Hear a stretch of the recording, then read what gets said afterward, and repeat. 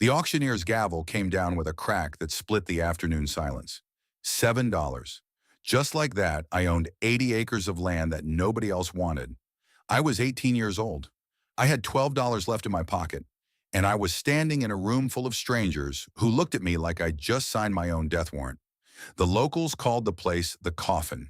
I didn't know that yet. I didn't know a lot of things yet, but I should start at the beginning, because this story doesn't make sense unless you understand where I came from. Unless you understand what it means to have nothing, to be nothing, to belong to no one. My name is Wyatt Callahan, and for the first 16 years of my life, I didn't know that name meant anything at all. I remember the taste of that last morning at St. Augustine's Children's Home. Instant oatmeal gone cold, powdered milk mixed too thin, the fluorescent lights buzzing overhead like angry insects trapped behind plastic. I'd eaten that same breakfast at that same scratch table by that same window for 12 years. 12 years of cold oatmeal. 12 years of powdered milk. 12 years of watching other kids get picked up by families while I stayed behind. The window looked out on a parking lot. I used to sit there and watch the cars come and go, watch the social workers arrive with hope in their eyes and leave with disappointment written across their faces. Watch the families pull up in their minivans and station wagons looking for a child to complete their picture. They never looked at me twice. I was too old by the time I turned 10, too quiet by the time I turned 12, too angry by the time I turned 14. The file they kept on me grew thicker every year, filled with words like difficult and withdrawn and unlikely to be placed. Words that followed me from one foster home to the next, from one rejection to another. I read that file once, snuck into the office at night when everyone was sleeping, and found it in the cabinet. I was 13 years old and I wanted to know why nobody wanted me, why every family that came to look at me walked away without a second glance, why I was always the one left behind. The answer was simple. Nobody wanted me because nobody had ever wanted me. My father had dropped me off at a fire station when I was 4 years old and never come back. No note, no explanation, no forwarding address. Just a boy in a worn jacket with a name pinned to his chest. Wyatt. That was all I had. A name. And 12 years of wondering why it wasn't enough. The social workers told me different stories over the years. Maybe he was sick. Maybe he was in trouble. Maybe he meant to come back and couldn't. They were trying to be kind, I know that now. But their kindness felt like lies, and I stopped believing them before I turned 10. My father had left me. That was the only truth that mattered. But that Tuesday in March was different. I was 16 years old in the foster system, and 16 is a cliff. Too old to be adopted, too young to matter. The state would keep a file on me for 2 more years, shuffle some papers, pretend to care. But the chances of anyone taking me home had dropped to almost zero the day I turned 13. By 16, I was invisible. A line item in a budget nobody wanted to fund. A problem that would solve itself in 24 months when I aged out and became someone else's responsibility, or no one's responsibility at all. Mrs. Doherty found me after breakfast. She was a tired woman with tired eyes and a tired smile. She'd been running St. Augustine's for 23 years. And those years had carved themselves into the lines on her face. I don't think she was unkind. I think she was worn down by too many kids and not enough miracles. Too many goodbyes and not enough hellos. Too many files that ended with the words, placement unsuccessful. Wyatt, she said, and her voice had that particular softness that meant bad news was coming. Come to my office, please. I followed her down the hallway I'd walked 1,000 times, past the bulletin board with its faded posters about hygiene and homework and saying no to drugs. Past the door to the rec room where a television played shows nobody watched. Past the window that looked out on the parking lot where social workers came and went, always taking someone who wasn't me. Mrs. Dougherty's office smelled like coffee and old paper. She had a plant on her desk that had been dying for as long as I'd known her. Brown leaves curling at the edges, soil dry and cracked. I used to wonder why she didn't just throw it away. Now I think I understand. Sometimes you hold on to things that are dying because letting go feels too much like giving up. She handed me a manila envelope and a small cardboard box. These are your father's effects, she said. We've held them in storage since you arrived. You're old enough now to have them. I stared at the box. It was small enough to hold in one hand, light enough that it might have been empty. 12 years in this place, and this was all that remained of the man who'd given me life. "What about my file?" I asked. "Is there anything else about my family?" Mrs. Doherty shook her head. Her eyes didn't quite meet mine. That was how I knew she was telling the truth. "Your father died in a car accident when you were 4. Shortly after he left you here. No mother listed on your birth certificate. No known relatives." "I'm sorry, Wyatt. There's nothing else." She gave me $175 in an envelope. State allowance for kids aging out early. There was a provision for kids who could demonstrate self-sufficiency. I'd been demonstrating self-sufficiency my whole life. I just hadn't known there was a word for it. "Good luck," she said. That was it. That was goodbye. 16 years old and the system was done with me. I walked out those doors with a cardboard box under my arm and no idea where I was going. The sun was too bright. The air was too cold. The world was too big and too empty and too full of people who didn't see me. I sat down on a bench outside a bus station that night and opened the box. I don't know what I expected. Maybe a letter explaining everything. Maybe a photograph of a happy family I'd somehow forgotten. Maybe some clue about why my father had left me and never come back. What I found was smaller than that and bigger. 3 things. A silver ring, tarnished almost black with age and neglect. The initials JC were etched into the inside, so faint I had to hold it up to the light to read them. I slipped it onto my finger without thinking. It fit perfectly, like it had been waiting for me. Like my father had worn it until his fingers grew too large, and then saved it for the day his son would be old enough to wear it himself. A folded piece of paper that turned out to be my birth certificate. Father, Jonah Callahan. Mother, unknown. Place of birth, Billings, Montana. Jonah Callahan. I said the name out loud just to hear how it sounded, just to feel the shape of it in my mouth. My father had a name. My father was real. My father had existed in the world, had walked and talked and laughed, had held me in his arms when I was small. And then he'd left me on the steps of a fire station and driven away. Why? The question had lived in my chest for 12 years. Now it had a name attached to it. Now it had a face, somewhere out there in the world. Now it had a history I could chase. The third thing in the box was a photograph. It was a Polaroid, faded and soft around the edges. The colors had yellowed with time, but the image was still clear enough to read. A man stood in front of a farmhouse, one hand shading his eyes from the sun. He was young, maybe 25, and he was smiling in a way that looked almost defiant, like he was daring the camera to capture something he wasn't ready to give. Like he knew a secret the rest of the world hadn't figured out yet. He had my eyes, dark brown, almost black in certain light. He had my jaw, that stubborn set that Mrs. Dougherty used to call my difficult face. He had my hands, long-fingered and rough, the hands of someone who worked with them, my father. I turned the photograph over and found writing on the back.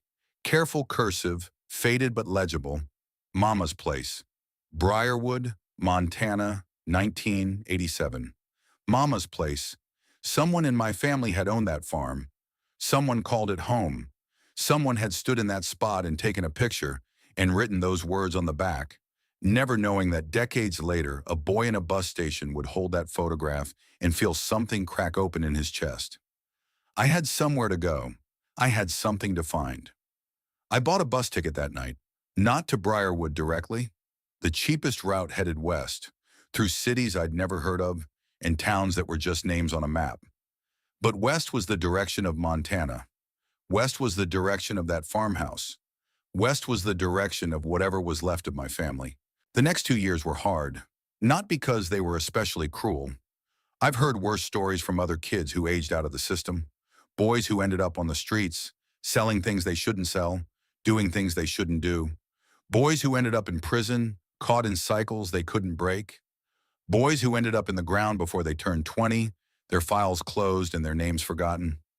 I was luckier than most, but luck isn't the same as easy. The first winter after leaving St. Augustine's was the hardest.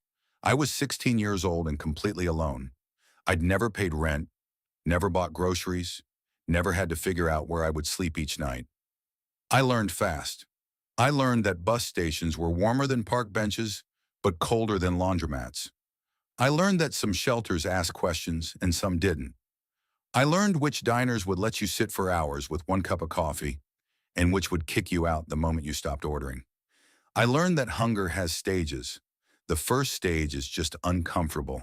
Your stomach growls. You think about food constantly, but you can function.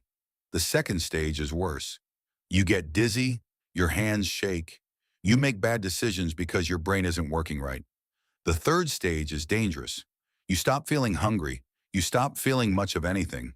That's when people do desperate things. I stayed in the second stage most of that first winter. Hungry enough to hurt, but not hungry enough to lose myself. I took whatever work I could find. Day labor mostly, loading trucks, cleaning construction sites, moving furniture for people who were going somewhere better. The pay was cash, which meant no questions. But it also meant no guarantees. Some days there was work. Some days there wasn't. Some days the foreman would look at me, see a kid who was too young to be on his own, and send me away before I could even ask. I slept where I could. A church basement in Casper that let homeless people stay until morning, a truck stop outside Sheridan where the attendant pretended not to see me curled up behind the dumpster, a barn in the middle of nowhere that belonged to a farmer who found me shivering in his hay and brought me hot coffee instead of calling the cops. That farmer's name was George. He let me stay 3 days, fed me, gave me a coat that had belonged to his son. His son had died in the war, he told me. The coat had been sitting in a closet for years. Might as well keep someone warm, he said. I still have that coat. I worked every job I could find over those 2 years. I washed dishes in a diner outside Cheyenne for 3 months. The owner was a woman named Marge, who smoked cigarettes in the kitchen and called everyone honey. She let me sleep in the storage room when the weather got bad, and she fed me whatever didn't sell at the end of the night. I thought I might stay there forever, or at least until I saved enough money to keep moving. But then her son came home from the army. He didn't like me. Didn't like the way I looked at him, he said, though I don't remember looking at him at all. One night he cornered me behind the dumpsters and told me what would happen if I didn't leave. I believed him.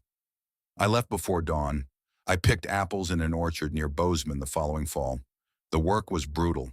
12 hours a day in the sun, climbing ladders, filling bags, hauling crates. My hands cracked and bled. My back ached so badly I couldn't sleep. But the pay was decent, and the foreman didn't ask questions. And for a few weeks I felt almost normal. Then the season ended. The apples were picked. The workers scattered. And I was alone again. I cleaned motel rooms in a town so small it didn't have a name on the map. Rooms that smelled like cigarettes and regret. Rooms where people came to disappear. I found things in those rooms that I tried not to think about. I learned not to look too closely. I learned that everyone has secrets, and most of them are sad. I slept behind a laundromat one November night, curled against the warm vent, and woke up with frost in my hair and ice in my lungs. I walked until I found a library that was open, and I sat in the corner and read books until my fingers stopped shaking. But I was always moving, always searching, because every library I passed, I stopped. Every computer with internet access, I searched. Briarwood, Montana, Callahan family, Jonah Callahan, any combination of words I could think of, any thread I could pull. For 18 months, I found nothing. And then in the public library in Billings, Montana, I found everything. The county clerk's office had digitized their records, old property files, tax documents, deed transfers, the kind of boring paperwork nobody ever looks at unless they're looking for something specific. I typed in Callahan and Briarwood and hit enter. And there she was. Opal Callahan, 80 acres. Section 12. Township 4 North. Primary residence, 1 farmhouse, 1 barn, various outbuildings. Property acquired 1952. Opal Callahan had been my great-grandmother. She'd owned the farm in that photograph. She'd lived there for almost 70 years. And according to the county records, she died in March of 2020, 6 years before I found her. I sat at that computer for a long time, not quite believing what I was seeing. I'd had family, real family, someone who might have known my father, someone who might have known me, but she was gone now. I kept reading. Property taxes unpaid since 2020. Estimated debt, $6,200. Property scheduled for county auction. Auction date, March 15th, 2026. I looked at the calendar in the corner of the screen. It was March 12th. 3 days. The farm my great-grandmother had owned for almost 70 years was going to be sold to the highest bidder in 3 days, and there was nothing I could do about it. Except, I clicked on the auction details. Minimum bid, $5. $5. 80 acres of Montana land. A farmhouse, a barn, a piece of my family's history. $5. I had $14 in my pocket. I hitched a ride with a farmer hauling feed to a ranch outside Briarwood. He was a quiet man named Earl who didn't ask questions, which I appreciated. He had a face like weathered leather and hands that looked like they'd held every tool ever made. He let me ride in the cab of his truck, which smelled like hay and diesel and something else I couldn't name. Something that smelled like home, though I'd never had a home to compare it to. "Town's that way," he said when he let me out, pointing toward a cluster of buildings in the distance. "What's left of it?" I thanked him and started walking. Briarwood looked like a place that was slowly forgetting it existed. The main street had 6 buildings and 3 of them were boarded up. A feed store anchored one end, its sign faded but still legible. Brisby's Feed and Supply. The letters had been red once, but now they were pink, bleached by decades of sun and snow. A diner sat at the other end, smoke rising from a chimney that looked like it might fall over in a strong wind. "Feelin's," the sign said. "Good food." In between, there was a hardware store with dusty windows, a church with peeling paint in a crooked steeple, and 2 empty storefronts that had given up pretending anyone was coming back. The street was quiet, too quiet. A dog barked somewhere in the distance. A wind chime rang on someone's porch. But there were no cars moving, no people walking, no signs of life except for the smoke from the diner and the light in the feed store window. This was where my family had lived for 3 generations. This was where my father had grown up. This was where I was going to make my stand.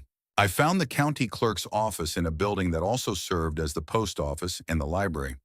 It was a small room with a counter, a desk, and a woman who looked like she'd been sitting there since the building was constructed.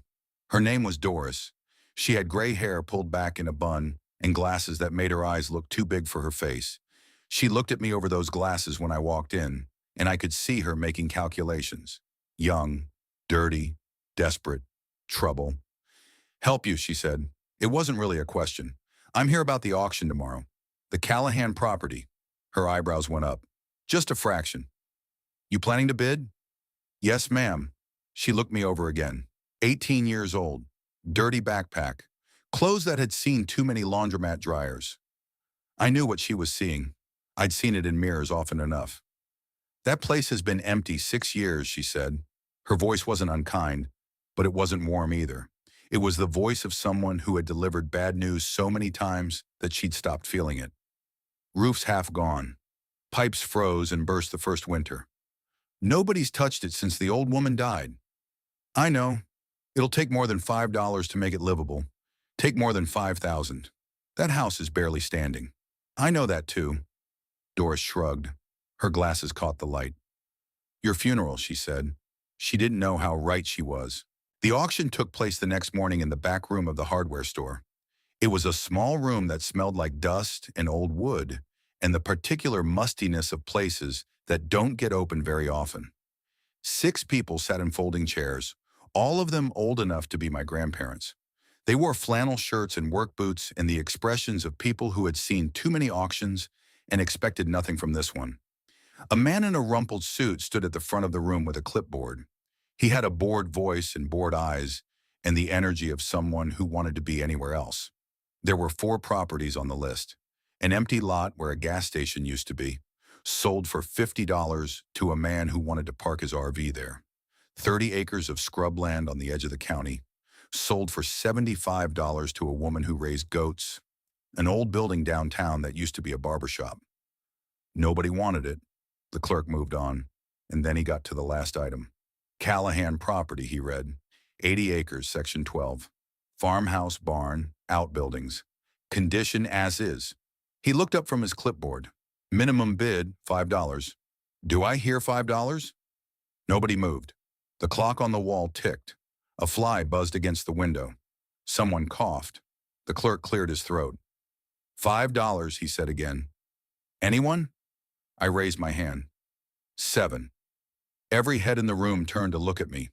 I saw amusement in their eyes. Curiosity. The kind of pity reserved for children who don't know any better. One man actually laughed, a short bark of disbelief that echoed in the small room. $7, the clerk repeated. He sounded surprised, like he hadn't expected anyone to bid at all. Do I hear 8? Silence. The man who had laughed looked like he was thinking about it. His eyes moved from me to the clerk and back again. Then he shook his head and looked away. Going once. My heart was pounding so hard I could feel it in my throat. Going twice. The gavel came down. Sold. I walked to the front of the room on legs that didn't feel like mine. The clerk handed me a piece of paper and a pen and told me to sign. My hand was shaking, but my signature was clear. Wyatt Callahan. He handed me a receipt and a set of keys so rusted they looked like they might crumble in my hand. Congratulations, he said, without a trace of warmth, without a hint of irony. You've got 90 days to pay $1,500 in back taxes. Otherwise, the county takes it back. I nodded. 90 days. $1,500. I had $5 left now. No job. No skills anyone would pay for. No one who cared whether I lived or died. But I had something I'd never had before. I had land. I had a name. I had a place where someone in my family had once stood in the sun and smiled. For the first time in my life, I belonged somewhere. The walk to the farm took 2 hours. The road started as pavement, cracked and patched again. Then it turned to gravel, loose rocks crunching under my boots. Then it turned to dirt, 2 ruts with grass growing between them, winding through fields that had gone wild with neglect. The grass was brown and dead, waiting for spring. It waved in the wind like an ocean, like something alive, like something that was watching me pass. The sky stretched overhead, bigger than any sky I'd seen in my life, blue and endless and so wide that I felt dizzy looking at it. I'd grown up in cities, in institutions, in places where the horizon was always blocked by buildings or fences or walls. Here there was nothing between me and the edge of the world. It should have felt freeing. Instead, it felt terrifying. Because the closer I got to the farm, the more I understood what I'd bought. The house appeared first. It rose from the prairie like something that had grown there by accident and nobody had bothered to remove. Like a tooth that should have been pulled years ago. Like a memory that wouldn't fade no matter how hard you tried to forget it. White paint peeled from the clapboards in long curls, revealing gray wood underneath. The porch sagged on the left side, one post completely gone, the roof drooping down like a tired eyelid. 3 windows on the upper floor were dark holes where glass should have been. Birds had built nests in the openings. I could see them flying in and out, claiming territory that humans had abandoned. The roof was the worst. A corner of it had collapsed entirely, caving in under the weight of too many winters. A jagged wound exposed the attic to the sky. Even from a distance, I could see water stains spreading down the walls like dark tears, rot eating at everything it touched. Behind the house, a barn leaned at an angle that seemed to defy physics. It looked like someone had propped it against the wind and walked away, expecting it to fall any moment. The fact that it was still standing seemed less like luck and more like spite. And everywhere the grass had taken over, chest high in places, swallowing what might have been a garden, covering what might have been a path, reclaiming what people had tried to build. I stood at the edge of the property for a long time. The wind pushed against my back like a hand, trying to guide me forward, or warn me away. I thought about turning around. I could sell the keys to someone, walk back to town, keep moving the way I'd been moving for 2 years, find another diner, another orchard, another laundromat vent to sleep against. But I'd tried that life already, and I knew where it led. Nowhere. It led nowhere. I took a breath and walked toward the house. The smell hit me first when I pushed open the door. Musk and rot and mouse droppings, the particular sweet-sour stench of abandonment, of a place that had given up waiting for people to return. The living room might have been beautiful once, high ceilings with crown molding, a stone fireplace big enough to stand in. Windows on three sides that would have let in light from dawn to dusk. Now plaster hung from the ceiling in long sheets, like skin peeling from a wound. The floor was soft and treacherous, water damage making the boards spongy beneath my feet. A family of something had built a nest in the corner, debris scattered across what remained of a rug that might have been red once. But I could see the bones, under the damage, under the rot, under the years of neglect. The walls were solid, the beams were strong, the foundation had held for 70 years and it was still holding. "The bones are good," I said out loud, just to hear something besides the wind. My voice sounded small in that empty room, hopeful, stupid. I kept exploring. Kitchen. Counters crumbling, but the cabinets were intact. Sink hanging loose from the wall, but the pipes were still there. A window over where the stove should have been, looking out at fields that stretched to the horizon. Bedroom. Mattress reduced to springs and mold, but the frame was solid oak. A closet with clothes still hanging in it, moth-eaten and faded, but still recognizable. Dresses and work shirts and a pair of overalls that might have fit my father. Bathroom. Better not to describe, but in what had been a back room, maybe a parlor or a study, I found the first sign that someone had lived here.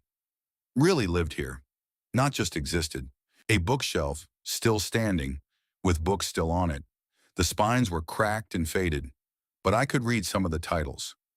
Little Women, The Grapes of Wrath, a collection of poetry by someone named Mary Oliver. Books that had been read and loved and kept for decades. A rocking chair sat by the window, its cushion chewed by mice but its frame intact. Someone had spent hours in that chair, I thought, looking out at those fields, rocking back and forth, waiting. A basket of yarn sat beside it, the colors faded but still recognizable, yellow and blue and a soft gray that might have been green once. Someone had been knitting something. Someone had put down their needles and never picked them up again. And on the wall, photographs. I approached them carefully, afraid they might crumble at my touch. They were old, black and white, some of them, with scalloped edges and formal poses. A man in overalls standing next to a tractor, his face serious, his hands huge.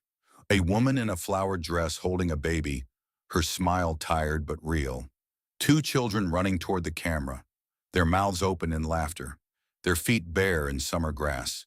A wedding portrait, the bride in white lace, the groom in a dark suit. Their faces were young and uncertain and full of hope. And in the center of the wall, in a silver frame that had tarnished almost black, a photograph I recognized. A young man standing in front of this house, one hand shading his eyes from the sun. My father. I reached out and touched the glass. It was cool under my fingers. Real. Solid. He had stood in this room. He had looked at this photograph. He had walked these floors and breathed this air and sat in that rocking chair maybe, watching the fields the way I was watching them now.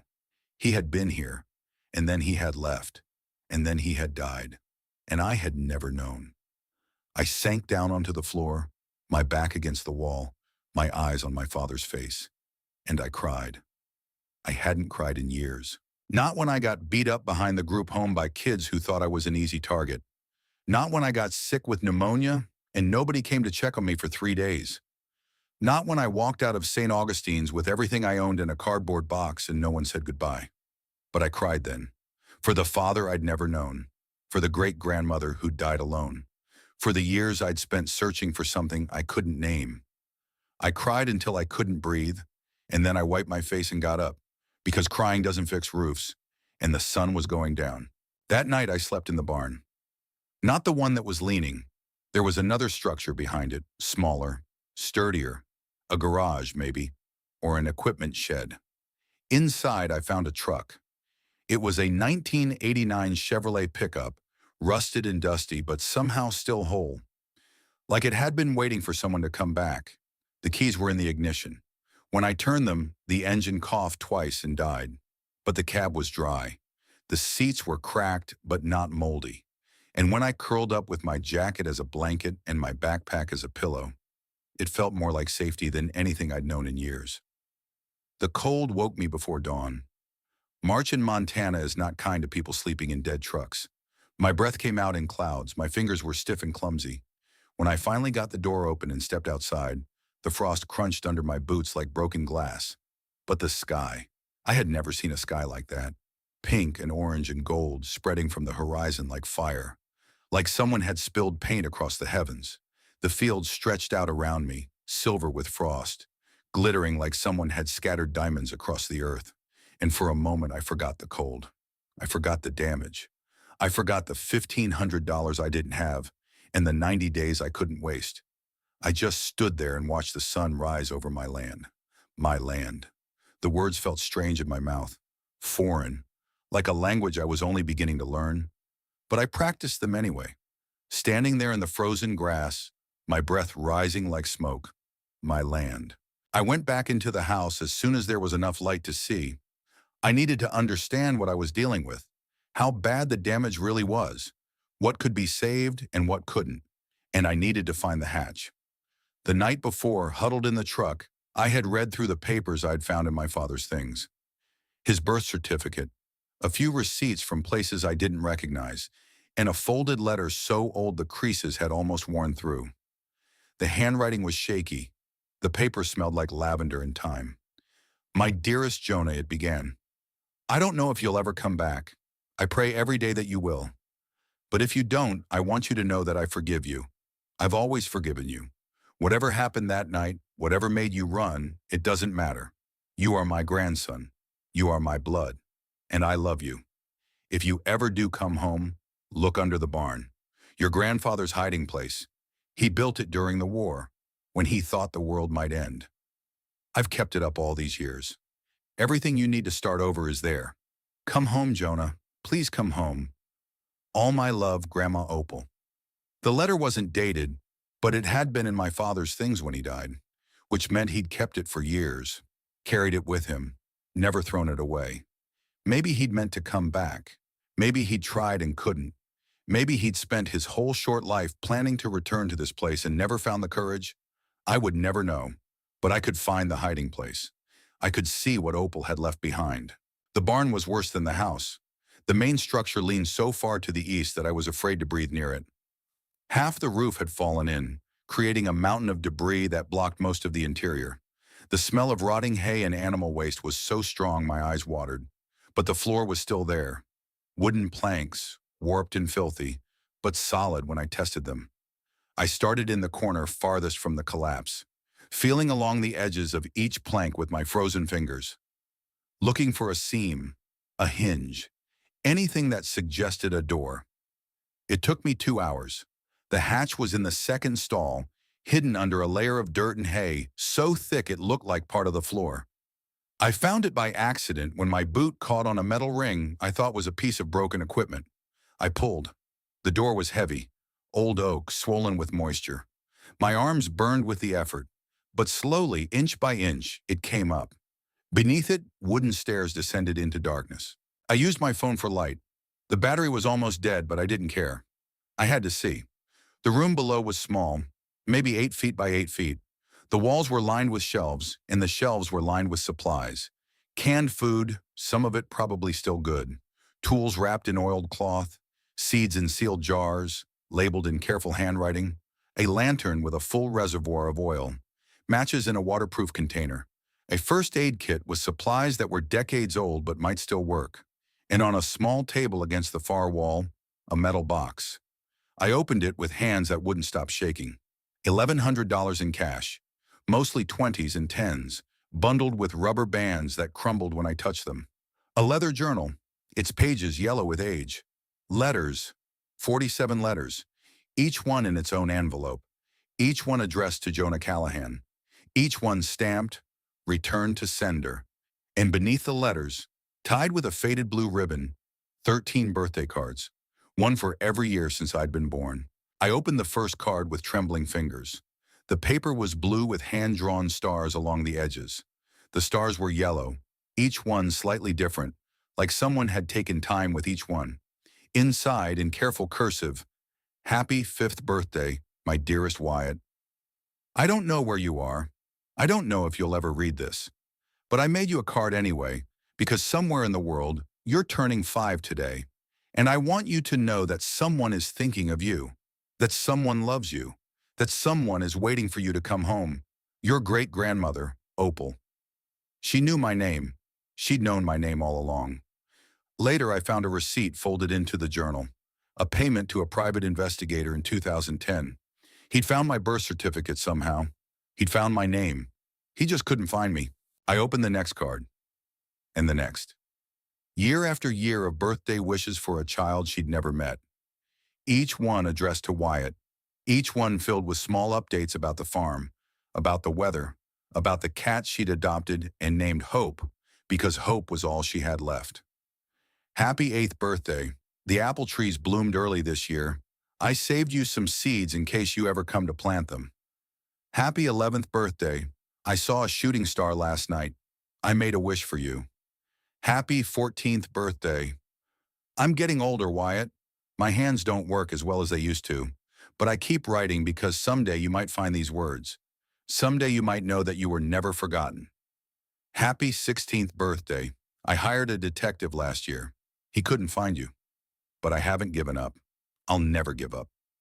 The cards continued through elementary school, through middle school, through high school, through all the years I'd spent thinking I was alone in the world.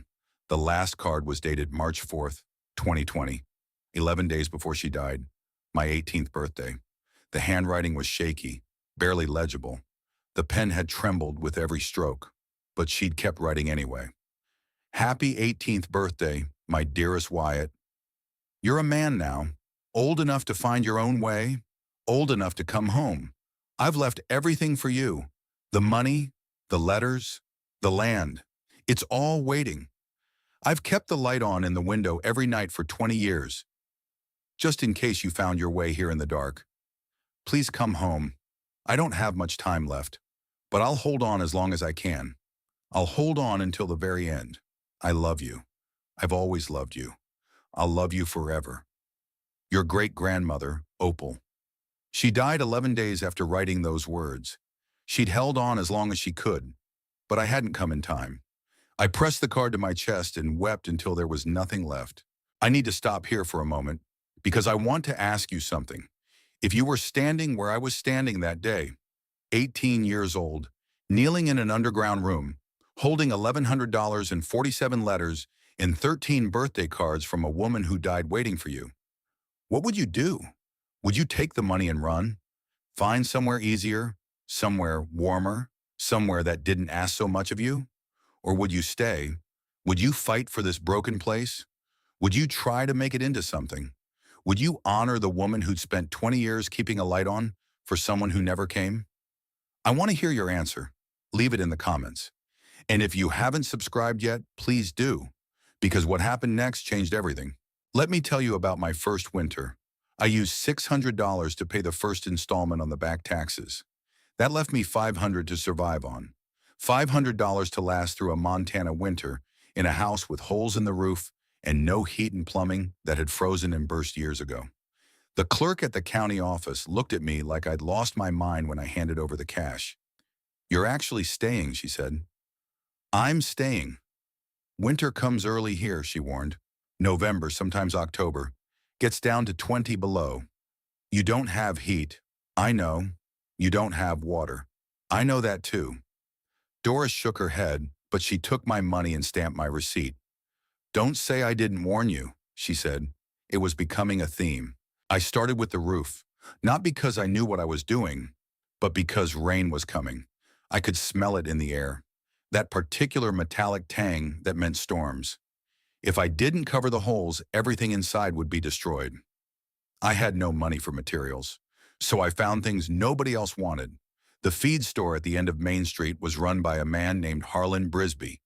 He was 72 years old with white hair cropped short and hands rough as the bark on an old oak tree. He'd owned the store for 40 years, since his wife had passed and left him with nothing but time and inventory and memories he didn't talk about. He watched me come in 3 days in a row. Each time I walked the aisles looking at supplies I couldn't afford. Tarps, nails, rope, the basic tools of survival that cost more than I had. On the 4th day he spoke. "You're the boy who bought the Callahan place." "Yes, sir." "You know Opal Callahan?" She was my great-grandmother. Harlan studied me for a long moment. His eyes were the pale blue of a winter sky, and they missed nothing. They were the eyes of someone who had seen a lot of people come through that door over 40 years and had learned to read them the way other people read books. "You look like her," he said finally. "Around the eyes. That stubborn set." I didn't know what to say to that. "I knew Opal," Harlan continued. "We were friends for 60 years. She used to come in here every Thursday without fail, buy her supplies, stay to talk. When she got too sick to drive, I brought things out to her." He paused, and something passed across his face. Something like grief. Something like regret. She talked about Jonah all the time, her grandson who left. She never stopped believing he'd come back. "Jonah was my father," I said. "He died when I was 4. Something shifted in Harlan's face. Not pity exactly. Something harder and softer at the same time. Something that recognized pain because it had felt pain. "Opal never knew," he said quietly. "She never knew he was gone. She would have found you if she'd known. She would have moved heaven and earth." "I know. I'd read the letters. I knew exactly how hard Opal had searched." Harlan reached under the counter and pulled out a scrap of paper. "I've got some damaged inventory in back," he said. "Tarps with small holes. Nails that got wet and rusted some. Not worth selling, but still usable if you don't mind imperfections. I can't pay much." I wasn't asking for money. His voice was gruff, but I could hear something else underneath. Something that sounded almost like hope. "I was asking if you could use it." I felt something loosen in my chest.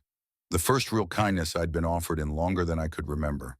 The first time someone had looked at me and seen something other than a problem to be solved. "Yes," I said, "I could use it." That was how I met Sienna Redhawk. She worked for Harlan part-time, he said, but she was there every day I came in, moving feed bags and stocking shelves and helping customers load their trucks. She was 24 years old with dark hair that fell past her shoulders and darker eyes that seemed to see everything and reveal nothing. Her face was like a closed book, the kind you had to earn the right to read. When she spoke, which wasn't often, her voice was low and deliberate. Like every word cost something, and she wasn't going to waste any. She was Blackfeet.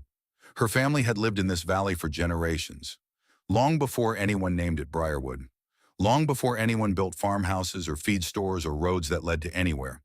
The first time I saw her, she was hauling bags of feed from a delivery truck. Each bag weighed 50 pounds, and she was stacking them like they weighed nothing. She looked at me once, nodded, and went back to work. The second time, I was struggling to load damaged tarps into the back of Opal's old truck. I'd gotten the engine running by then, mostly through stubbornness and a YouTube video about carburetors, but my arms weren't strong enough to lift the heavy rolls of plastic on my own. Sienna appeared beside me without a word. She grabbed one end of the tarp, waited for me to grab the other, and helped me load it into the truck bed. "Thanks," I said. She nodded. That was it. But over the weeks that followed, she started showing up at the farm. Not to talk, just to work. She'd arrive in the morning, her truck kicking up dust on the dirt road. She'd spend a few hours helping me patch the roof, or reinforce the walls, or clear the debris that had accumulated over 6 years of neglect. And then she'd leave before dark, without a word of explanation. When I asked why, she shrugged. "Harlan sent me." Later I found out that was only half true. Harlan had asked her to check on me once. Just once. To make sure I hadn't frozen to death or given up and disappeared like so many others before me. Sienna kept coming back on her own. "Your great-grandmother helped my mother once," she said finally, after about the 10th time I asked. "She was a midwife. Delivered me during a blizzard when the roads were too icy to get to the hospital. My mother would have died without her." She looked at the house, at the patches we'd made, at the work still left to do. "Debts don't go away just because people die," she said. I learned a lot from Sienna that fall. How to read the grain of wood before cutting it. How to find the natural lines that would make it split clean. How to square a corner so it would hold. How to make repairs that would last instead of ones that would just get you through the next storm. She'd studied construction for 2 years at a community college in Billings, before her mother got sick, before she'd come home to help and never left. I learned that she could predict weather changes hours before they happened. Something about the way the wind shifted, the way the clouds stacked, the way the birds flew. Her grandmother had taught her, she said, the old ways of reading the land. I learned that she didn't smile much, but when she did, it changed her whole face, opened it up like a window that had been shut for too long. I learned that she was the first person who'd ever looked at me like I might be worth something. We didn't talk much, but words had never been our language anyway. We spoke in work, in silence, in the things we built together, and something was growing between us. Something quiet, something careful, something neither of us had words for yet. The third person who helped me was Burl Phelan. He was 55 years old, a widower who ran the only diner in Briarwood. Phelan's good food, the sign said, and it wasn't lying. The food was good, simple, honest, the kind of food that fills you up and makes you feel like everything might be okay. The diner itself wasn't much. 6 booths with vinyl seats that had seen better decades. A counter with stools that wobbled if you sat too hard. A kitchen that hadn't been updated since before I was born. But it was warm, and the coffee was hot, and the pie was the best I'd ever tasted. Burl hired me to wash dishes 3 nights a week. Minimum wage, cash, no questions asked. Opal used to come here every Sunday after church, Burl told me one night as he was closing up. Same booth every time, same order. Coffee, apple pie, and whatever gossip she'd collected during the week. He smiled at the memory, and for a moment his tired face looked young again. She talked about Jonah all the time, her grandson who left. She'd show me pictures, tell me stories. She was so sure he'd come back someday. Burl looked at me, and his eyes were kind. I guess she was right, he said, just not the way she expected. I worked at that diner for 3 months, scrubbing pots until my hands cracked and bled, mopping floors until my back screamed for mercy, eating whatever Burl couldn't sell at the end of the night, which was sometimes the only food I had. It wasn't glamorous, but it was survival, and it was something else too. It was belonging. It was community. It was being seen by people who remembered my family, who had stories to share, who looked at me and saw something other than a stranger. By November, I had a roof that didn't leak. Mostly. I had walls that blocked the worst of the wind. Mostly. I had a wood stove I'd salvaged from an abandoned cabin 20 miles away. That wood stove saved my life more than once. I found it in a cabin about 20 miles from the farm. The cabin had been abandoned for decades, its roof caved in, its walls collapsing. But the stove was still there, cast iron and heavy, sitting in the middle of the destruction like it was waiting for someone to come and rescue it. Harlan helped me load it into the truck.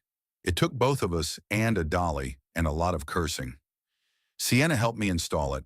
We ran the chimney pipe up through a hole we cut in the ceiling, sealed it with metal flashing, and prayed it wouldn't catch the house on fire. It didn't. That first night with the stove burning, I sat on the floor in front of it and cried, not from sadness, from relief. I'd been cold for so long, cold in bus stations, cold in shelters, cold in the back of that truck, wrapped in every piece of clothing I owned. But now I had heat, real heat, heat that I had built with my own hands in a house that belonged to me. It wasn't much. The stove could only heat one room. The rest of the house stayed cold enough that I could see my breath, but that one room became my whole world. I ate there, slept there, read Opal's journals by the light of a kerosene lamp because the electricity had been cut off years ago. In those journals, I learned about my great-grandmother. I learned that she'd been a midwife for 40 years, that she'd delivered more than 300 babies, including Sienna, that she'd walked through blizzards and crossed flooded rivers, and once performed a C-section on a kitchen table because the hospital was too far away. I learned that she'd been fierce and stubborn and kind. I learned that she'd loved my father more than anything in the world. And I learned that she'd spent the last 20 years of her life waiting for him to come home. And I had made an enemy. Denton Kincaid owned the largest ranch in the county, 2,000 acres spread across both sides of the river. He raised cattle and grew wheat and employed half the town, which meant everyone owed him something, which meant everyone looked the other way when he did things they didn't like. He was 63 years old with silver hair and pale gray eyes and a smile that never quite reached them. He dressed like a rancher in boots and jeans and Western shirts, but his hands were too soft and his boots were too clean. He was a businessman wearing a costume. He came to see me on a November morning when the first real cold had settled in. When I was wearing every piece of clothing I owned and still shivering, his truck was new, a massive black thing that probably cost more than I'd earned in 10 years. His boots were clean, despite the mud on the road. His smile didn't reach his eyes. "Mr. Callahan," he said, and the way he said my name made it sound like something he'd scraped off his boot. "I wanted to welcome you to the neighborhood." "Thank you. I also wanted to make you an offer." He pulled a folded paper from his coat. $3,000 for the property? As is. You can be gone by the end of the week." I looked at the paper but didn't take it. "The property isn't for sale." "Everything's for sale, son. It's just a matter of price." His smile widened, but his eyes stayed cold. "You're young. You don't understand how things work out here. This land is isolated, hard to access, expensive to maintain. You'll burn through whatever money you have by spring. And then what? Then I'll figure something out, like my great-grandmother did." The smile vanished. "Opal was a stubborn old woman," he said. His voice had an edge to it now. "Refused every offer I made. Sat out here alone for years, watching her farm fall apart around her." He stepped closer, and I could smell his cologne. Something expensive. Something that didn't belong in a place like this. "Is that what you want? To die out here alone, waiting for someone who's never coming?" I met his eyes. They were the gray of ice over deep water.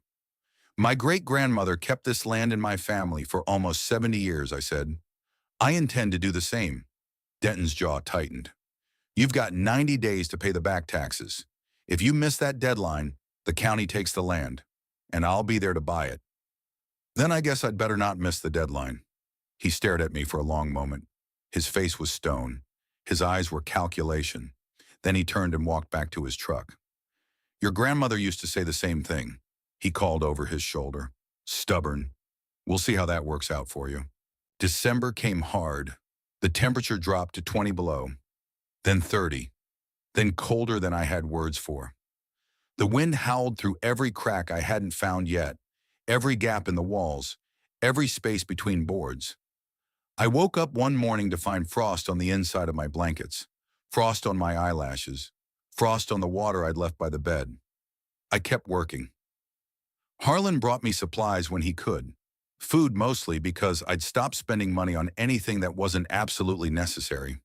Beans and rice and canned vegetables that I heated over the wood stove. Sometimes soup from his late wife's recipe. Sometimes bread from a bakery in the next town over. He never asked for money. He never mentioned repayment. He just showed up, left what he'd brought, and drove away. Sienna came when the weather allowed, teaching me things I should have learned years ago. How to insulate pipes so they wouldn't freeze. How to find the cold spots in a wall and seal them. How to survive when the land itself was trying to kill you. I learned more about her, too. I learned that her mother had died 2 years ago, after a long illness that had drained their savings and broken Sienna's heart. I learned that she'd stayed in Briarwood because leaving felt like abandoning her mother's memory. I learned that she spent her nights reading books from the county library, losing herself in stories about places she'd never been. Her favorites were about the ocean, ships and sailors and harbors far away. "Why the ocean?" I asked her once. "You've never even seen it." "That's exactly the point," she said. "I've seen the mountains my whole life. I want to see something different." "Maybe someday you will." She looked at me then. Really looked at me. The way she did sometimes, like she was reading something written on my bones. "Maybe," she said, and something passed between us, something neither of us had words for yet. Then everything fell apart. The accident happened on a Thursday. Sienna was helping me reinforce a beam in the barn. The structure was more unstable than we'd thought. One wrong step, one shift of weight in the wrong place, and the whole thing came down. I heard the crack before I saw it, the beam splitting, the roof giving way. Sienna's shout as she shoved me backward with both hands. She saved my life. But the falling timber caught her shoulder, drove her into the frozen ground. I don't remember screaming. I don't remember digging through the debris with my bare hands. I just remember her face gray with pain as I pulled the last board off her body. Her shoulder was dislocated. 2 ribs were cracked. She'd be okay, the doctor at the clinic said, but she needed rest, weeks of rest. Harlan came to the hospital. He didn't yell. That was almost worse. His voice was flat, empty, the voice of a man who'd lost too much to feel anything new. I told you that place was dangerous, he said. I told you, and you didn't listen. Harlan, I'm sorry. Don't. He held up his hand, and I stopped. Sienna is like a daughter to me. She's all I have left in this world. I shouldn't have let her go out there.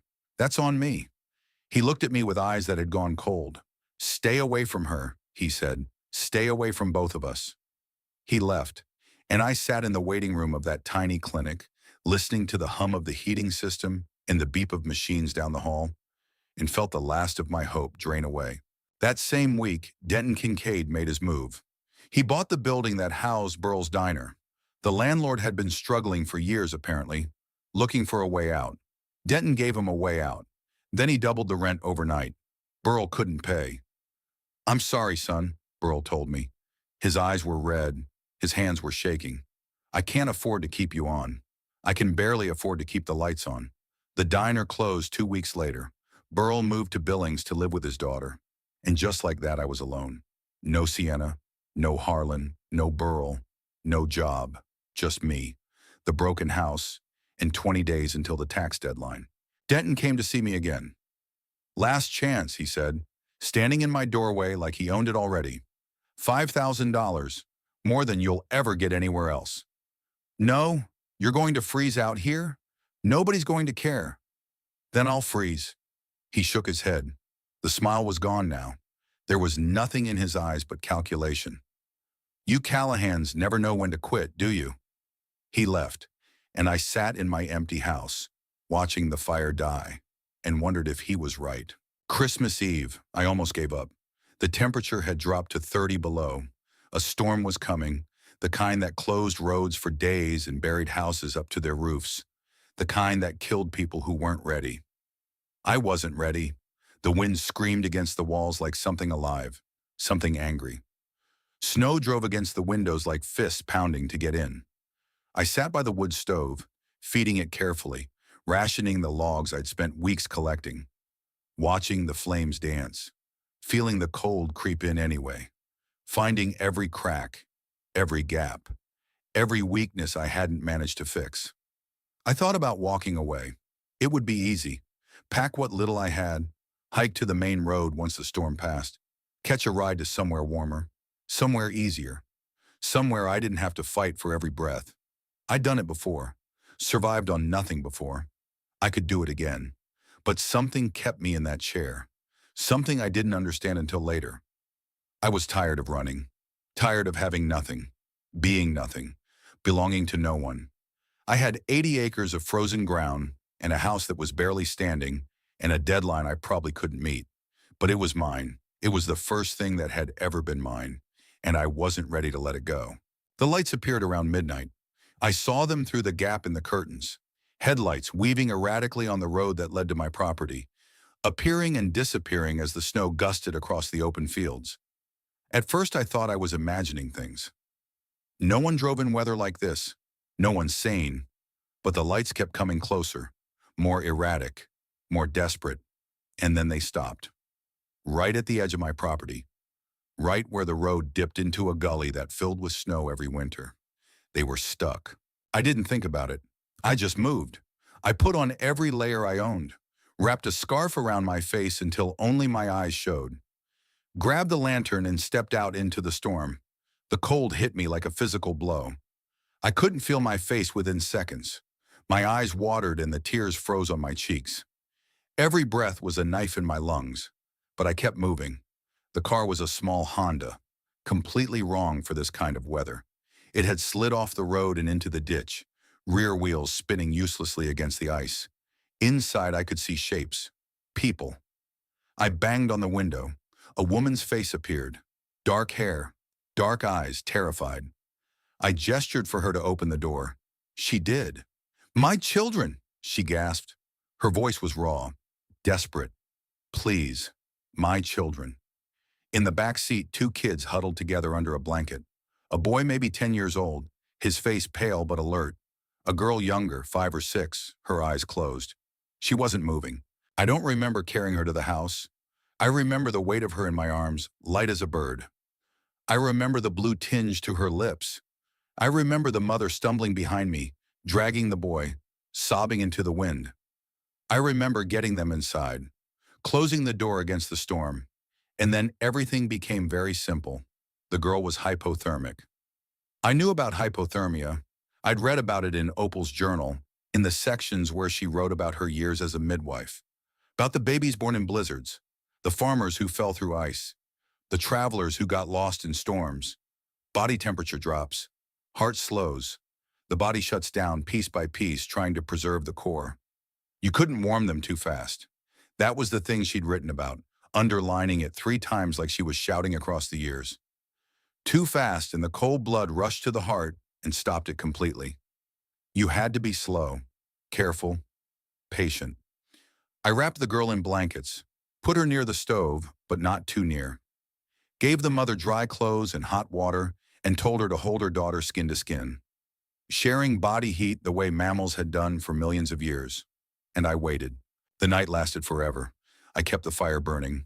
I heated water, made broth from the cans Harlan had brought, forced the mother to drink even though her hands shook too hard to hold the cup. The boy sat in the corner, silent, watching everything with eyes that had seen too much for someone his age. The storm raged outside, wind howling like wolves, snow piling against the windows until I couldn't see out anymore. The girl didn't move. Hours passed. The fire crackled. The mother prayed in Spanish, words I didn't understand but recognized anyway. The universal language of desperation, the language of every parent who has ever watched their child slip away. And then, around 4 in the morning, the girl cried. It was a weak sound, a whimper really, but her mother heard it and started crying too, clutching her daughter so tight I was afraid she'd stop breathing all over again. She's okay, I said. She's going to be okay. The mother looked at me. Her name was Marisol Vega, I learned later. She was 38 years old. She'd been trying to reach a new job in a new town where no one knew her name, where no one knew what she'd run from. You saved her, she said. You saved my daughter. I didn't know what to say to that, so I just kept feeding the fire. I need to stop here for a moment, because what happened that night changed everything. Not just for me, for all of us. If you're listening to this, and you've ever helped a stranger, if you've ever opened your door when you didn't have to, if you've ever chosen kindness when it would have been easier to look away, I want you to know that it matters. It matters more than you will ever know. Tell me in the comments, have you ever helped a stranger who ended up changing your life? Subscribe now if you haven't already, because what happened next revealed a truth about my father that I never expected. The storm lasted 3 more days. When it finally ended, the world was transformed. Snow covered everything, 3 feet deep in the open, drifted to the roof lines against the walls. The silence was absolute, the kind of silence you only get after a storm, when the world holds its breath and waits to see what survived. Marisol's car was buried, completely invisible under a white mound that looked like a grave. We dug it out together, the 4 of us. Miguel was strong for his age and serious in a way that reminded me of myself at that age. Sophia, recovered now, spent more time making snow angels than digging, but she was alive. Her cheeks were pink. Her eyes were bright. That was all that mattered. The car was destroyed. The cold had cracked the engine block, frozen the lines, killed everything that made it run. Where will you go? I asked Marisol. She stood there in the snow, looking at the wreckage of her car, and I saw something pass across her face.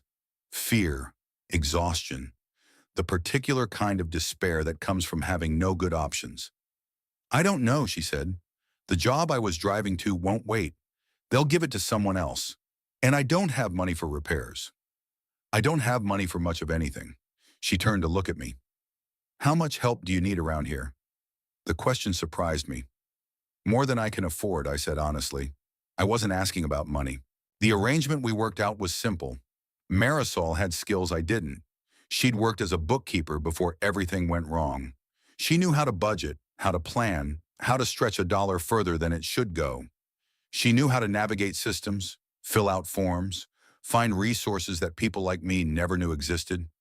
I had land, space, a place where 3 people could sleep without paying rent. Together, we had a chance. Marisol took over the finances. She found programs that could defer some of the taxes. She negotiated with the county for a payment plan. She discovered small grants for rural property maintenance that nobody had told me about. I kept working on the house, patching, building, fixing. My hands were rough as tree bark now, calloused and scarred. But every day the place looked a little less like a ruin and a little more like a home. Miguel helped when he could. He learned to stack firewood in patterns that would dry faster. He learned to check the water barrels for ice and break it before the whole thing froze solid. He learned to feed the chickens we got from a neighbor who was downsizing. Sophia followed me everywhere. She asked questions constantly, a running commentary on everything she saw. Why does wood burn? Why does water freeze? Why do you live out here all alone? I'm not alone, I told her. I have you. She smiled like I'd given her the best gift in the world. Spring came slowly that year. The snow melted in patches, revealing mud and dead grass and the bones of what the farm might become. I walked the property on the first warm day, really walked it, seeing it with new eyes. 80 acres, more land than I could comprehend. Fields that had once grown wheat and oats and vegetables. A pasture that had held horses. An orchard of apple trees, most of them dead now, but a few still showing signs of life. Green buds pushing through gray bark like hope refusing to die. And the house, our house, still rough, still patched, but standing. We'd made it through the winter. I stood in the middle of what had been a garden and laughed out loud. Sophia came running to see what was funny. We did it, I told her. We survived. She didn't understand why that mattered. She was 6. She didn't know how close we'd come, how many nights I'd lain awake calculating how many days we had left. But Marisol understood. She came out to stand beside me, her hand resting briefly on my shoulder. Now comes the hard part, she said. She was right. I paid off the back taxes in March. $1,100 from the hidden room. Another $600 I'd earned before the diner closed. The rest came from Marisol's careful planning and a small loan that Harlan Brisby insisted on calling a gift. Harlan had come to see me 2 weeks after Christmas. He stood at my door with a casserole dish in his hands and something that looked almost like tears in his eyes. I heard what you did, he said. Christmas Eve. That family. Word travels fast. He looked past me into the house where Marisol was helping Sophia with her letters. Opal would have done the same thing, he said quietly. Opened her door. Saved whoever needed saving. He handed me the casserole dish. I was wrong, he said, about you, about this place, about what you're capable of. Harlan, I started. Let me finish. His voice was gruff, but I could hear something else underneath it now, something that sounded like respect. Sienna is healing. She'll be okay. And when she's ready, she wants to come back and help. He paused. If you'll have her. I didn't trust myself to speak, so I just nodded. Harlan reached into his coat and pulled out an envelope. This is from Opal's account, he said. She left it with me years ago, in case anyone from her family ever came home. I should have given it to you sooner, but I wasn't sure you'd stay. Inside the envelope was $300 and a note in Opal's shaky handwriting. For whoever comes home, use it to fight. She would have wanted you to have it, Harlan said. She would have wanted you to keep fighting. The clerk at the county office stamped my receipt with something like surprise. Paid in full, she said. You actually did it. I had help. She looked at me for a long moment. Then she smiled, just barely. Your great-grandmother would be proud. I walked out of that office and stood in the spring sunshine and felt, for the first time in my life, like I might actually be okay. That feeling lasted about 3 weeks. Denton Kincaid's lawyer showed up on a Wednesday. He was a thin man in an expensive suit, completely wrong for the muddy road to my property. He handed me a stack of papers and a smile that didn't reach his eyes. You're being served notice, he said. Mr. Kincaid is asserting his legal right to the access road that crosses his property. I stared at the papers. What does that mean? It means the road you use to reach your farm crosses a section of land that Mr. Kincaid purchased in 1998. As the legal owner, he has the right to restrict access. Restrict access? Close the road, Mr. Callahan. The smile widened. You'll still own your property, of course. You just won't be able to get to it. The next few days were a blur. I drove to the county records office and pulled every document I could find. Marisol helped me read through them, her bookkeeper's eyes scanning for details I might have missed. The lawyer wasn't lying. Denton Kincaid had purchased a narrow strip of land in 1998, right where the main road crossed onto my property. He'd never built on it, never used it, just owned it. Waiting. Why didn't he do this before? Marisol asked. If he wanted the land so badly, why wait until now? I thought about it. About Opal living alone out here for decades. About the road that had always been open, that everyone had always used. Because my great-grandmother would have fought, I said. She would have made noise. Gotten lawyers involved. Made his life difficult. And you. I'm 18 years old with no money and no connections. I'm supposed to be easy. Marisol's jaw tightened. Are you? I looked at her. At Miguel doing homework at the kitchen table. At Sophia drawing pictures of chickens on scrap paper. No, I said. I'm not. I need to pause here. Because what happened next changed everything. And I want to make sure you're ready for it. Denton Kincaid thought he could take my land by closing a road. He thought I would give up, the way so many others had given up before me. He was wrong, but I didn't beat him alone. Leave a comment and tell me, have you ever faced someone who had more power than you? More money? More connections? How did you fight back? And if you're not subscribed yet, do it now. Because what we discovered about my father, about what really happened in 1998, is something I never could have imagined. Sienna came back in April. I was working in the field, trying to clear a section for planting, when I heard her truck on the road. I recognized the sound of the engine before I saw her, a particular rhythm that I'd learned to listen for during those months of working side by side. She got out slowly, her shoulders still stiff, and walked across the muddy ground to where I stood. Harlan sent me, she said. Did he? No, she almost smiled. He told me to stay away. I told him I make my own choices. We stood there for a moment, not quite looking at each other. The wind blew across the field, carrying the smell of dirt and the first hint of green. I heard about Kincaid, she said. About the road. Yeah. What are you going to do? Fight. She nodded, like that was the answer she'd expected. Good, she said. I brought someone who can help. Cordelia Ashford was 76 years old with white hair and sharp eyes, and the kind of face that looked like it had been carved from stone. She'd been a lawyer in Billings for 40 years before retiring to Briarwood to fish and read books and avoid people. She lived in a cabin by the river and came into town once a week for supplies. She also hated Denton Kincaid with a passion that bordered on legendary. 30 years ago, she told me, sitting on my porch with a cup of coffee, Denton Kincaid bought out a ranch that had been in the same family for 5 generations, the Hendersons. She stared out at the fields, her eyes distant. He used legal tricks, buried them in paperwork, found loopholes no one knew existed. The father died of a heart attack a month later. The son moved away and never came back. I'm sorry, I said. So am I. She looked at me then, and her eyes were fierce. I was the family's lawyer. I tried to help, but Kincaid had more money and more time. He wore them down until they had nothing left to fight with. She set down her coffee cup. But I've been waiting 30 years for a chance to do something about it. You just gave me one. Cordelia took my case for free. She said it was about justice, about righting old wrongs. But I think it was also about something simpler. She wanted to beat Denton Kincaid at his own game. The court date was set for June. In the weeks leading up to it, Cordelia dug into every document, every record, every piece of paper that might be relevant. She found the original homestead claim from 1923. My great-great-grandfather had walked this land and filed papers and built the first house with his own hands. She found the easement registration from 1925. The road had been designated for public use almost a century ago. She found surveys and maps and decades of county records. And she found something else. In 1998, Cordelia told me one evening, Denton Kincaid acquired that strip of land from a man named Thomas Callahan.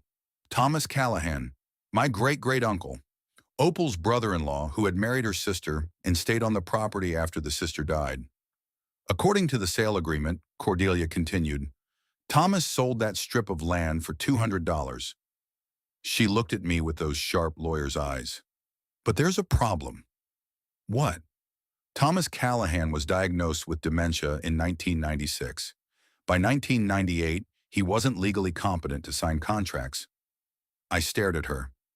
The sale was fraudulent, I said. Potentially. It was never challenged because Thomas died 3 months later and no one else knew the details. Cordelia smiled, a thin, fierce expression, until now. The courtroom was small. It was just the back room of the county courthouse, really, with folding chairs and a judge's bench that looked like it had been there since the building was constructed.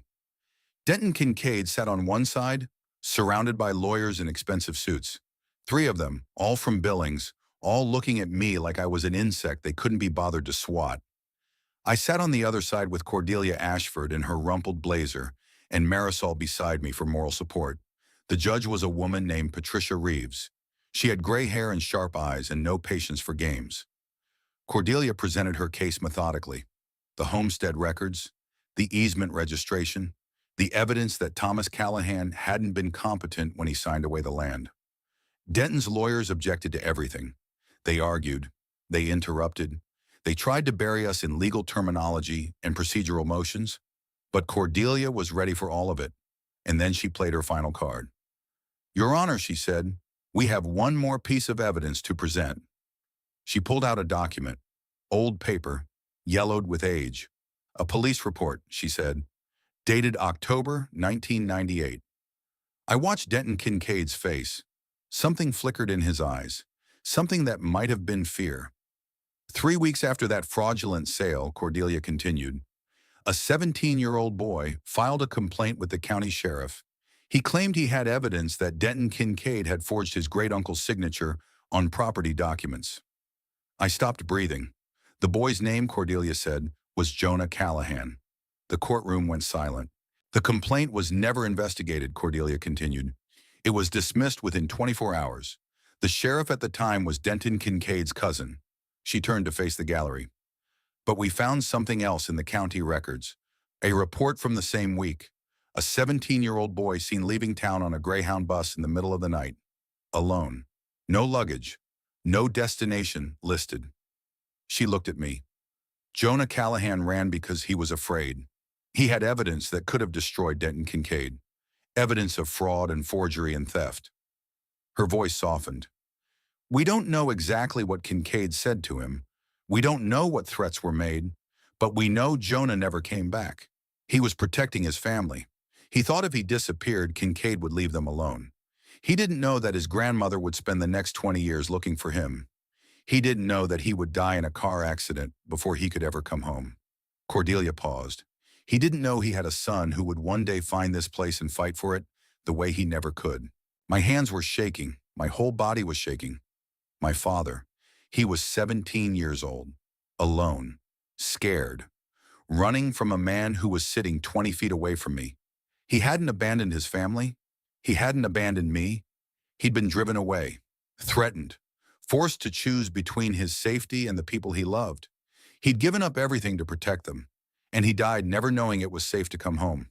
Your Honor, Cordelia said, we request that all evidence regarding the 1998 sale be referred to the district attorney for investigation, and we request that Mr. Kincaid's claims regarding the access road be dismissed with prejudice. Judge Reeves looked at Denton Kincaid for a long moment. Her face was stone. Motion granted, she said, on both counts. And somewhere, I hoped, my father finally knew the truth. Denton Kincaid was indicted 3 months later. The investigation revealed a pattern that went back decades. Predatory purchases, fraudulent contracts, land acquired from people who were too old or too poor or too scared to fight back. He didn't go to prison. He had good lawyers and money and connections. But he lost everything else. His reputation in the county was destroyed. Business partners pulled away. Banks called in loans. By the end of the year, he was forced to sell most of his ranch just to pay his debts. He left Briarwood in November. Driving past my farm on the same road he tried to close, I watched him go. I didn't wave, and I didn't feel triumphant, exactly. I felt sad. Sad for all the people he'd hurt over the years. Sad for all the years my father had spent running. Sad for my great-grandmother, waiting at her window for someone who would never come home. But I also felt something else. I felt free. The second winter was easier than the first. We had heat now. Real heat from a furnace Harlan helped us install. We had running water from a well we dug in the fall. We had rooms with doors that closed and windows that kept out the wind. But more than that, we had people. Neighbors started coming by, bringing casseroles and questions and offers of help. The old woman down the road who remembered Opal from church. The young couple who just bought the property to the north. The family who ran the hardware store in town. Word had spread about what happened in the courtroom. About the boy who'd stood up to Denton Kincaid and won. About the truth that had finally come to light after 30 years of lies. People wanted to see the farm, wanted to meet me, wanted to shake my hand and tell me stories about my great-grandmother, about the light she used to keep burning in her window, about the way she'd helped them or their parents or their grandparents in times they'd almost forgotten. I listened to all of them. I wrote their stories down in a journal, the way Opal had written hers. I started to understand that this place was more than just land and buildings. It was memory. It was community. It was a piece of something larger than myself. The farm grew slowly after that. We planted vegetables in the spring, beans and tomatoes and squash. The soil was good once we worked it. Opal had been composting for decades, building up the earth even as everything else fell apart. We built chicken coops in the summer, repaired fence lines in the fall, added a room to the house so Miguel and Sophia didn't have to share anymore. Marisol stayed. She'd found something here she'd been looking for her whole life, she told me. A place where her past didn't matter, where only her present did. Sienna came around more often. She helped with the heavy work, the things I couldn't do alone. We didn't talk much, but words had never been our language anyway. We spoke in work, in silence, in the things we built together. There was a night in February of the second year when everything almost changed. We were sitting on the porch wrapped in blankets, watching the northern lights dance across the sky. Green and purple and colors I didn't have names for. Sienna had never seen them before. In all her years in Montana, she'd always missed them somehow. Wrong place, wrong time, looking the wrong direction. But that night, we saw them together.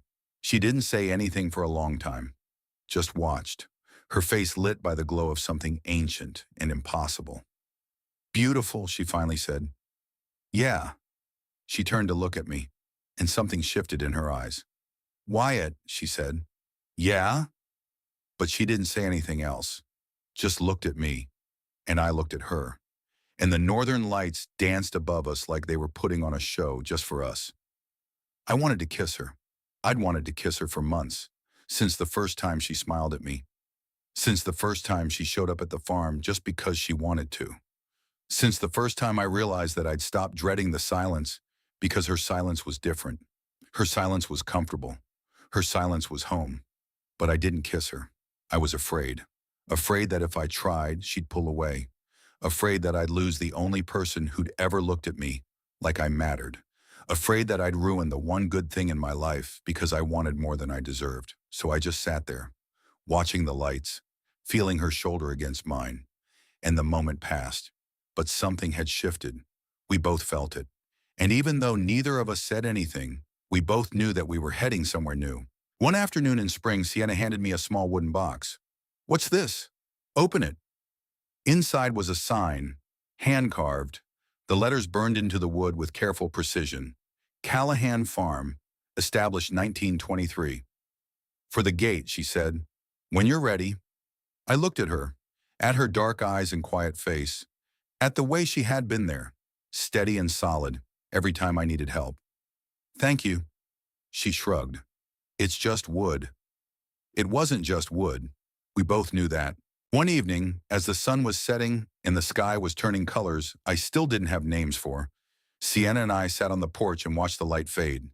The field stretched out before us, green now, alive. The house stood solid behind us, its roof intact, its walls painted, its windows glowing with light from inside where Sophia was laughing at something Miguel had said. Harlan's been asking about you, I said. She nodded. He wants to know if you're coming to Sunday dinner. She was quiet for a moment. Are you? I hadn't been invited, but the way she asked made me think maybe I was. Would that be okay? She looked at me. Really looked at me. the way she did sometimes when something important was happening. Yeah, she said, that would be okay. We sat there as the stars came out, not touching, not talking, just being together. In the spring of my third year on the farm, we opened our doors to others. It started small. The first person who came was a woman named Ruth. She was 63 years old, a widow whose husband had died of cancer the year before. They'd been married for 40 years. She'd never lived alone, never paid a bill by herself, never slept in an empty house. When he died, she discovered that they were broke. Medical bills had eaten through their savings. The house was mortgaged to the roof. She lost everything within 6 months. She showed up at my door on a Tuesday afternoon in October. She'd heard about the farm from someone at the county assistant's office. She didn't know where else to go. I gave her the spare bedroom. She stayed 6 weeks. During that time, she helped Marisol with the books. She taught Sophia how to knit. She told Miguel stories about her husband, about the life they'd built together, about what it meant to love someone for 40 years. When she left, she had a job at a nursing home in Billings and an apartment she could afford. She sent me a Christmas card that year, and every year after. The second family came in November. A mother and her 2 teenage sons, fleeing a husband who had hurt them in ways I didn't ask about. They needed a place to hide while the lawyers sorted things out. They stayed 3 months. Then came a veteran who couldn't sleep indoors, but was willing to camp in the barn and help with the animals. Then a teenager who'd aged out of the foster system the way I had, who had nowhere to go and no one to call. Then a family whose house had burned down 2 days before Christmas. Word spread. People started calling, showing up, asking if we had room. We always had room. Why do you do it? Marisol asked me once. We were sitting on the porch, watching the sun go down. The same porch where I'd sat with Sienna. The same view I'd fallen in love with 3 years ago. I thought about the nights I'd spent in bus stations, about the mornings I'd woken up cold and alone, about the years I'd spent wandering, looking for somewhere I belonged. Because someone should have done it for me, I said, and they didn't. I looked at the house, at the barn, at the field stretching out to the horizon. But that doesn't mean I can't do it for someone else. I didn't plan to build a shelter. I just opened my door the way someone should have opened their door for me. The way Opal would have opened her door if she'd been alive to do it. The lighthouse became what it was because people needed it to exist, and maybe I needed it too. They started calling it the lighthouse sometime in the second year. I didn't know about it at first, but people in town had noticed the light I kept on in the window. Burning every night, from dusk to dawn. The way Opal had kept it burning for 20 years. Travelers knew to look for it when they were lost. The way it became a landmark, a reference point, a promise. That's the lighthouse, they'd say. You're almost there. I thought about putting up the sign Sienna had made. Callahan Farm, established 1923. But in the end, I left it. The lighthouse was what people needed it to be. A place where the light was always on.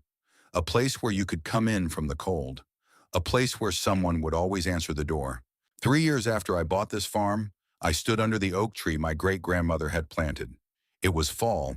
The leaves were turning golden red, dropping one by one onto the grass below. Behind me, the house stood solid and strong, its roof intact, its walls painted white, its windows glowing with light. In the distance, I could hear Sophia laughing as she chased chickens across the yard. Miguel was helping Marisol in the garden, harvesting the last of the season's vegetables. Harlan's truck was parked by the barn, where he was teaching a new arrival how to mend a fence, and Sienna was walking toward me. She moved the way she always did, slow and steady, deliberate, like she had all the time in the world and wasn't going to waste any of it. When she reached the tree, she stood beside me, close enough that our shoulders almost touched. "You okay?" she asked. "Yeah, just thinking." "About what?" "Everything. Nothing." I paused. "You?" She didn't answer right away, just looked at the house, at the people moving around it, at the life we'd built. "Harlan wants us to come for dinner Sunday," she said finally. "He's making pot roast." "Us?" That's what he said. "Us." I looked at her, at the way the autumn light caught in her dark hair, at the steadiness in her eyes, the same steadiness that had been there from the very first day. "Us," I repeated. She smiled, a real smile, the kind that changed her whole face, the kind I'd been waiting to see for 3 years. Yeah, she said. Us. And we stood there under the oak tree, watching the leaves fall, not needing to say anything else. I had family now. Not blood family, but real family. The kind you choose. The kind who choose you back. That evening, I pulled the last letter from my pocket, the one I'd never shown anyone else. The one I'd found tucked into Opal's journal in an envelope marked, "For whoever finds this place." My dear one, it began. If you're reading this, then I'm gone, and you've come home. I don't know who you are. Maybe you're Jonah, finally returning after all these years. Maybe you're someone I never had the chance to meet, a grandchild I never knew about, a stranger who needed a place to land. It doesn't matter. You're here now. You found this place, and that makes you family. This land has been in our family for 100 years. It's seen hard times and good times. It's buried our dead and raised our children and held us when we had nowhere else to go. It will hold you too. All I ask is this. Keep the light on, not for yourself, for whoever comes after you, for whoever needs a place to rest, a moment of warmth, a reminder that they're not alone. We're never alone, not really. The people who love us leave pieces of themselves behind, in the land, in the walls, in the light that burns in the window. They're still here, and now so are you. Welcome home, your grandmother Opal. I folded the letter carefully and put it back in my pocket. Then I looked up at the sky, at the clouds drifting overhead, at the geese flying south for the winter. I'm home, Grandma, I said, and I'm not going anywhere. This is where my story ends, or begins. I'm not sure which. 3 years ago, I bought 80 acres of broken dreams for $7. I was 18 years old. I had nothing and no one. Today, I have a farm, a family, a purpose. I'm not telling you this to brag. I'm telling you because I want you to know something important. You are not too broken to be saved. You are not too lost to find your way home. You are not too old, too young, too damaged, too alone. Someone out there is waiting for you. Maybe they're looking for you right now. Maybe they've been looking for years, the way Opal looked for my father. Maybe they've left a light on, just in case you find your way there in the dark. Don't give up. Keep moving. Keep looking. Your lighthouse is out there. Thank you for listening to my story. If it meant something to you, if it gave you hope, if it reminded you that good things are still possible in this world, I want to hear from you. Leave me a comment. Tell me about your lighthouse, the place you're searching for, the person who kept a light on for you, the stranger who changed your life. Subscribe to this channel. Share this story with someone who needs to hear it, someone who's lost, someone who's looking, someone who needs to know that they're not alone. And remember, the light in the window's always on. You just have to look.